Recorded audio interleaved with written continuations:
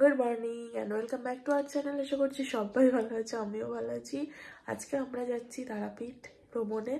তো সকাল এখন বাজে 5:30। 5:30টার সময় উঠে ফ্রেশ হয়ে নিয়েছি। একটু পরে রেডি হব, 6টার সময় করে রেডি হবো। আমাদের ট্রেন রয়েছে 9:45। এত তাড়াহুড়ো করার দরকার নেই। আমরা মোটামুটি 6:30 পৌনে 7টার মধ্যে বেরোবো। মোটামুটি 7:30টাতেই পৌঁছে যাবো, হয়তো 8টা বাজতে পারে। চলো দেখতে থাকো, রেডি হয়ে নিই, চাটা খেয়ে নিই। এখানে আমিও রেডি, সৌরভও রেডি। সৌরভ গেছে এখন আমাদের বাড়িতে, আমার শাশুড়ি মায়ের গেছে আমার গোপাল সোনাকে রাখতে, আর আমি রেডি হয়ে গেছি পুরো। এখানে ব্যাগটা গোছানো হয়ে গেছে, এখানে ব্যাগটা গোছানো একদম রেডি। আর আমাদের গাড়িও এসে গেছে, আমরা বেরিয়ে পড়েছি। এই যে এখন সৌরভ পিছনে আমাদের ভিআইপিটা তুলছে, আর আমার শাশুড়ি মা বেরিয়েছে আমাদের সাথেই, আমাদের এই সামনেটাতে যেখানে আমাদের গাড়ি আসে। আমাদের গাড়ি এখন ছেড়ে দিয়েছে আমাদের গন্তব্যের উদ্দেশ্যে। তো চলো হাওড়ায় যাওয়া যাক। হাওড়া স্টেশন থেকে আমরা যাব হচ্ছে কুলিক এক্সপ্রেসে। হাওড়া টু রাধিকাপুর যায় ট্রেনটা, আর আমরা রামপুরহাটে নামবো। আর সকালবেলায় দেখো খুব সুন্দর লাগছে চারিদিকটাই, ঠান্ডার মধ্যে চারিদিকের পরিবেশটা বেশ সুন্দর।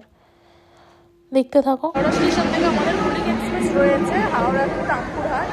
তো আমাদের ট্রেন রয়েছে 9:45। চলো এখন বাজে 8টা, অনেকটা আগে চলে এসেছি।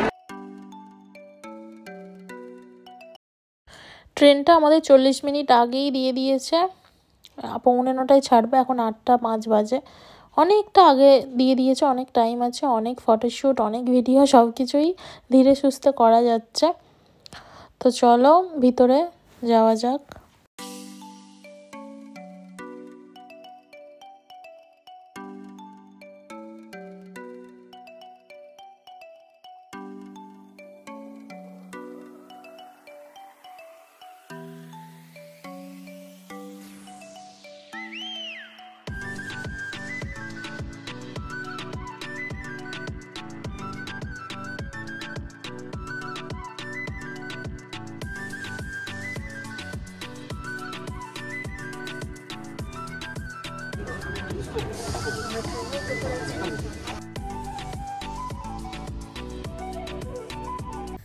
ট্রেনে ওঠার পর থেকেই, ট্রেনের সিট দেখার পর সেই পুরী যাওয়ার সময় বন্দে ভারতের কথা মনে পড়ে গেল।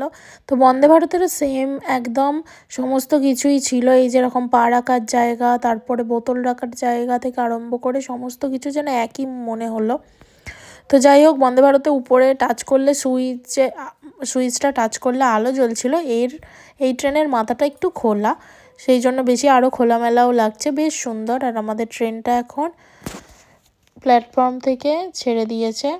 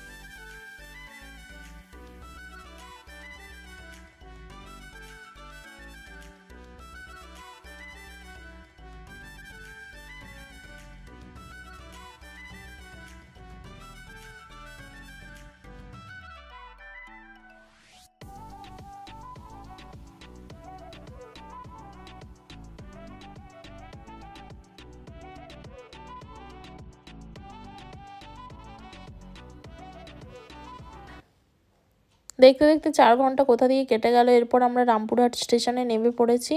এবার আমরা একটা গাড়ি রিজার্ভ করে নিয়েছি।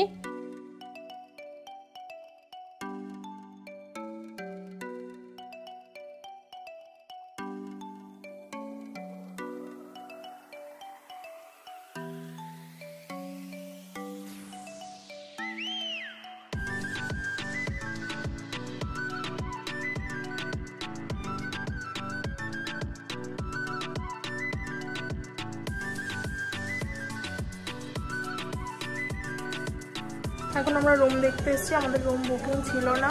আমরা স্টেশন থেকে নেবে, রামপুরহাট স্টেশন থেকে নেবে অটো করে এলাম তারাপীঠ মন্দির চত্বরে। আর আমাদের অটো ভাড়া পড়েছে দুজনের 250 টাকা। আমরা রিজার্ভে এসেছি, শেয়ারে আসিনি। শেয়ারে এলে 50 টাকা অটোতে, আর অটোর থেকে একটু বড় সাইজের গাড়ি আছে সেগুলোতে 40 টাকা। তো সেগুলোই 10 জন 12 জন ঠেসাঠেসি করে নেওয়া হচ্ছে। অটোতে তবু 5 জন 6 জন। যাই হোক, চলো দেখতে থাকো। আমরা এখন রুমে চলে এসেছি। আমাদের রুম নেওয়া হয়ে গেছে। আমাদের লজের কি নাম বললো? নিউ বৈশিষ্ট্য, তাই তো? নিউ বৈশিষ্ট্য লজ, একদম তারাপীঠ মন্দিরের ঠিক উল্টো দিকেই রয়েছে। আর রুমটা তোমাদেরকে একবার দেখাই।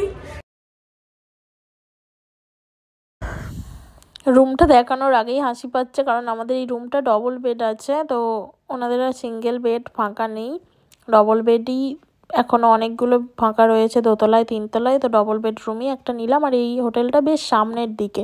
আমরা একটু মানে ভিতরে থাকতে ভালো লাগে না, ভিতরে অনেকটা হেঁটে যাব।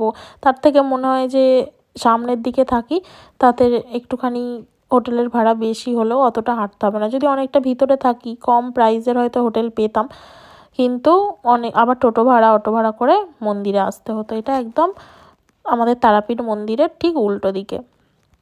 এদিকে বাথরুম, ওদিকে আয়না, টেবিল, চেয়ার রয়েছে। আর এখানে একটা ছোট্ট মতো ব্যালকনি রয়েছে। এই ব্যালকনি থেকে দেখাচ্ছি, এই সামনের রাস্তাটা থেকে একদম সোজা দেখতে পাচ্ছ লেখা রয়েছে তারামা সরণি।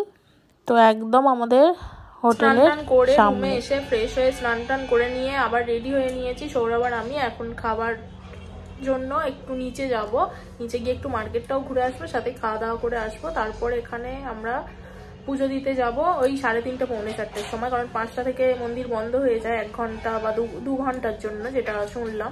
7টায় আবার খোলা হবে, তাই সেই জন্য 5টার মধ্যে আশা করি পুজোটা দেওয়া হয়ে গেলে ভালো হবে। চলো দেখতে থাকো। আমরা আজকে ভেজ থালি খাচ্ছি, 2 রকম তরকারি, ডাল, আলু ভাজা, ভাত, চাটনি, পাঁপড়। এটা আমাদের ভেজ থালি, দুজনেই আমরা ভেজ থালি খাচ্ছি। কালকে বা রাতে মাছ মাংস খাবো। তো আজকের ভিডিওটা এখানেই শেষ করছি। তোমরা